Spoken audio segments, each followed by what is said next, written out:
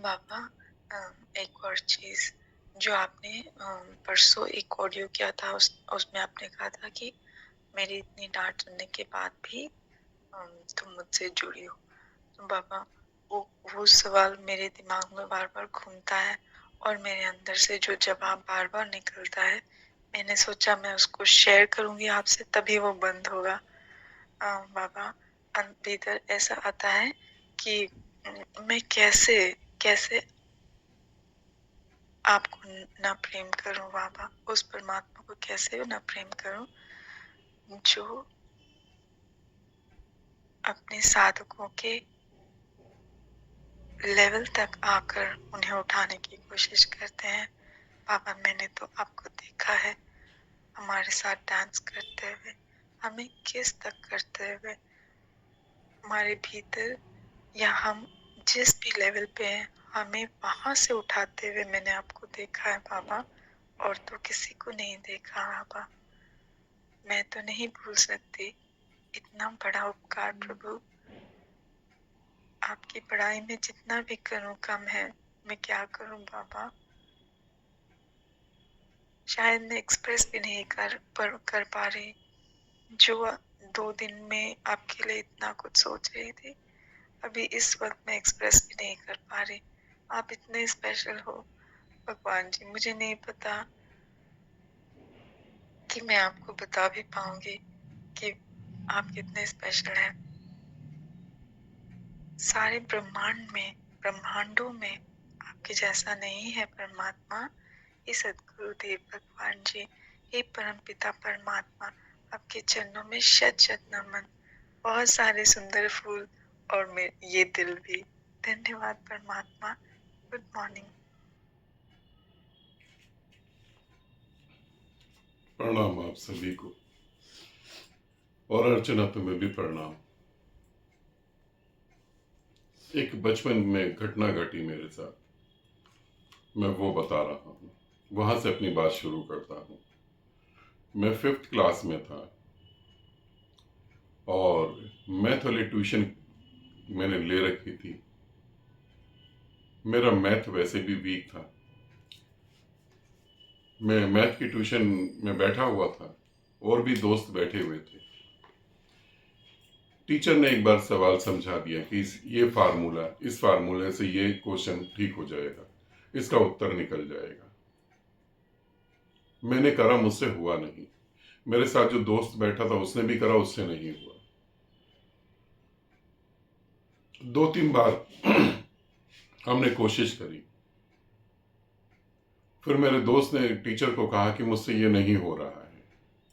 Teacher ने कहा नहीं हो रहा तो छोड़ दो, कोई बात नहीं, ऐसा कोई जरूरी भी नहीं है।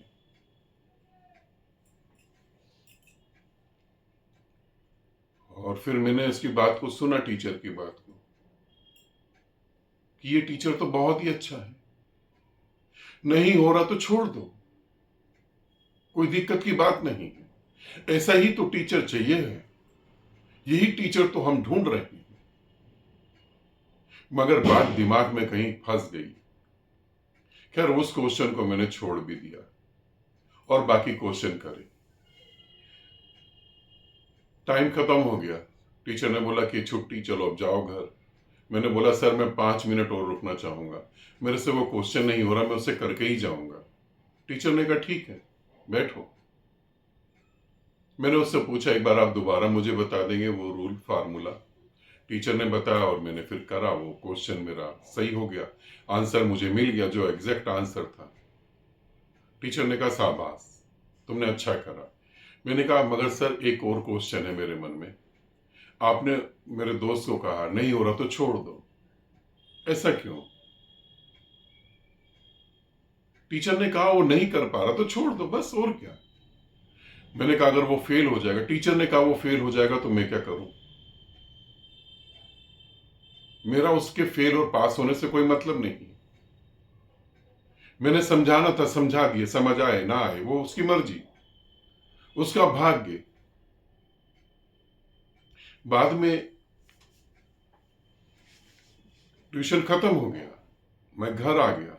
बाद में देखने पे पता लगा आध्यात्मिक गुरु तो ऐसे ही हैं। आध्यात्मिक गुरु प्रवचन कर रहे हैं। साधकों को समझ आ गया तो ठीक है, नहीं समझ आया तो कोई बात नहीं। तुम दुख में जी रहे हो, जीते रहो। मुझे तो मेरे दान से मतलब है जो तुम मुझे दान दे रहे हो।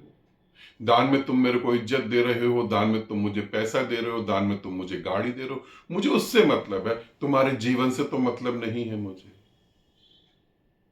बाद में पता लगा आध्यात्मिक गुरु भी तो यही कर रहे हैं ना। लाखों की भीड़ है। अभी देखा ना यूपी में यूपी में 150 लोग मर गए एक गुरु के पांव की धूल के चक्कर में, और उससे कोई फर्क नहीं पड़ता।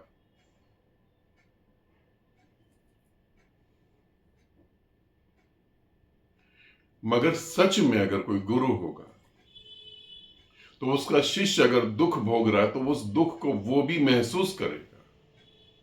एक पिता कैसे आराम से सो सकता है जब उसके बच्चे दुख भोग रहे हो? तो एक गुरु कैसे आराम से सो सकता है जब उसका शिष्य दुख भोग रहा हो? वो नहीं सो सकता। मगर यहां जब मैं इस धरती पे देखता हूं तो आराम से मस्ती में सो रहे हैं।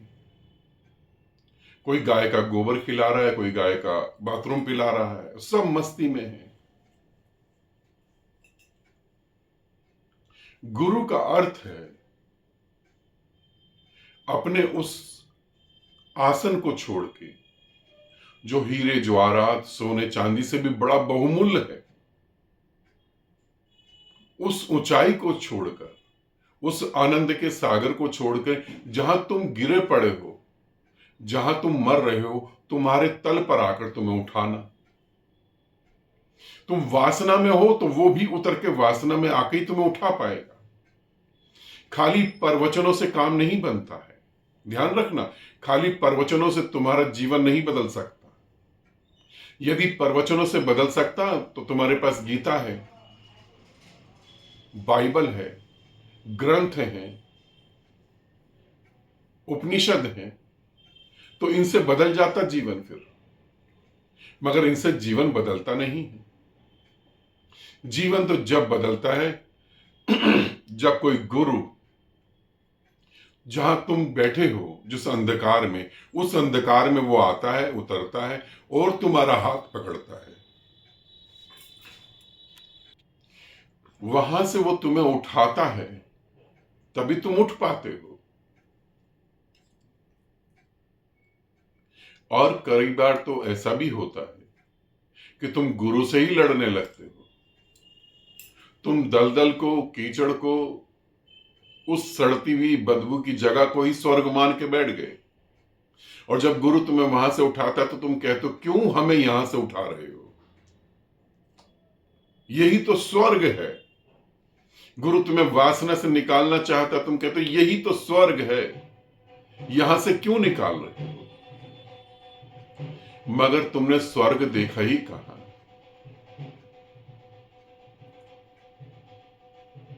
लोग पैदा होते हैं और मर जाते हैं, जीवन नहीं जीते हैं। इस ब्रह्मांड में, इस पृथ्वी पर इतना इतना रहस्य है, पूरा रहस्यमय है सब कुछ। आदमी पैदा होता है और मर जाता है, इस रहस्य को कभी नहीं जान पाता। कभी वो संगीत को देख नहीं सकता।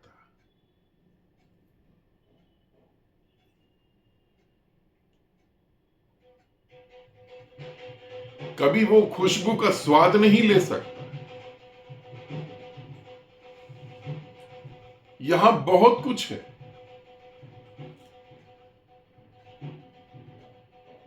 कभी वो खाने के रंगों को नहीं देख पाता, कभी वो खाने की सुगंध को नहीं सूंघ सकता, कभी वो खाने में से वो दिव्य ऊर्जा को नहीं देख पाता। एक छोटे से बच्चे का हाथ अपने हाथ में लेकर देखो और एक बूढ़े का हाथ अपने हाथ में लेकर देखो, तुम्हें पता लगेगा कितना फर्क है। बच्चा अभी मन के छल चालाकियों से, धोखों से अछूता है, एक अलग ही ऊर्जा से भरा हुआ है वो। और बूढ़ा जड़ हो गया है पूरी तरह से, पत्थर बन गया पूरी तरह से, कोई ऊर्जा नहीं बह रही उसमें। ये जीवन बड़ा रहस्यमय है। तुम्हारे भीतर तो अर्चना बदलाव जब भी आता है जब गुरु तुम्हारे तल पे खड़ा होता है और फिर गुरु कहता है कि देखो तुम ऐसे हो, और गुरु के बार बार कहने पे कि तुम ऐसे हो, तुम समझते नहीं हो और गुरु से ही लड़ने लगते हो, तब गुरु को एक बात का आभास होता है, तब गुरु को बोध होता है कि शायद अभी तुम्हें अनंत जन्म यहीं जीना है, अभी तुम्हें दुख का नहीं पता लगा, अभी जो सड़ रहा है जिस जगह तुम बैठे हो उस जगह जो बदबू आ रही है, जो कीड़े बिलबिला रहे हैं, जो सड़ांध पैदा हो रही है, अभी तुम्हें नहीं पता है। तब फिर गुरु कहता है ठीक, अब मिलेंगे फिर किसी और सदी में। फिर गुरु चला जाता है। सदा गुरु तुम्हारे साथ मेहनत करता है ऐसा भी नहीं सोचना, सदा परमात्मा तुम्हारे लिए रुका रहता है ऐसा भी नहीं सोचना।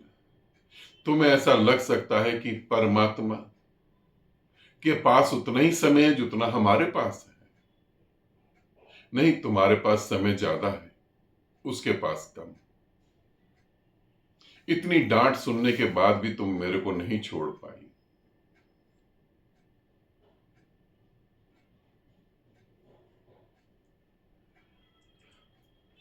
यही बात बताती है कि तुम मेरे साथ कितना प्रेम करती हो, मुझे कितना प्रेम करती हो। मगर हाँ, ये भी बताता है कि अब भी तुम उस प्रेम को खुल के नहीं जी पा रही हो। जब हम गुरु को प्रेम करते हैं तो मैं तुम्हें बता रहा हूं, हमें इतना गुरु को प्रेम करना चाहिए, इतना जीना चाहिए कि उस प्रेम से भी मुक्त होकर हमें एक अलग प्रेम है उसमें चले जाना चाहिए। मगर कैसे हम उस प्रेम में चले जाएं जहां ना तो गुरु है ना हम है, बस प्रेम ही है, जहां एक ऐसा प्रेम है जिसे नाम नहीं दिया जा सकता। तो कैसे हम उस प्रेम में चले जाएं? जब हम जिएंगे तभी तो जा पाएंगे। तुम जिससे जीते हो उससे मुक्त हो जाते हो और फिर आगे बड़ा प्रेम दिखाई देता है। गुरु ऐसा ही होता है जो तुम्हारे तल पर जो सिर्फ प्रवचन करे वो नहीं गुरु होता, जो सिर्फ शिक्षा दे वो गुरु नहीं होता। गुरु तो वो होता है जो तुम्हारे तल पर उतर जाए, जहां नर्क में तुम खड़े हो उसी नर्क में वो भी आके खड़ा हो और फिर तुम्हारा हाथ पकड़ के तुम्हें निकाले। और ऐसा गुरु सदियों में कभी होता है। और ऐसे गुरु को स्वीकार करना भी बहुत बड़ी बात होती है। जैसे होता है ना मार्केट में सोने के सिक्के बिकते हैं, सोने की ज्वेलरी बिकती है और आर्टिफिशियल ज्वेलरी भी बिकती है। जितनी मार्केट में सोने की ज्वेलरी बिकती है उससे कई गुना ज्यादा आर्टिफिशियल ज्वेलरी बिकती है, उससे कई गुना ज्यादा आर्टिफिशियल ज्वेलरी ही लोग खरीदते हैं। सोना खरीदने की कीमत चुकानी पड़ती है और वो हर एक के बस की बात नहीं। इसीलिए सदगुरु को स्वीकार करना यह हर एक के बस की बात नहीं होती। आर्टिफिशियल ज्वेलरी तो सभी पहन लेते हैं। 10,000 लोग बैठे, बस एक मंत्र बोल दिया, 10,000 लोग सन्यासी हो गए। अब जाओ घर को, जो मर्जी करो। ठीक है, मैं तुम्हें यही कहूंगा अर्चना, जिस तरीके से तुम्हारे भीतर बदलाव आया है उसे और बढ़ाओ और डूबो।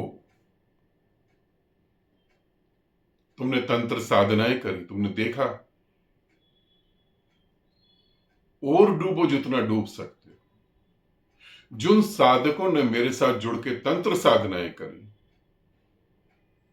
उनको तो अब समझना चाहिए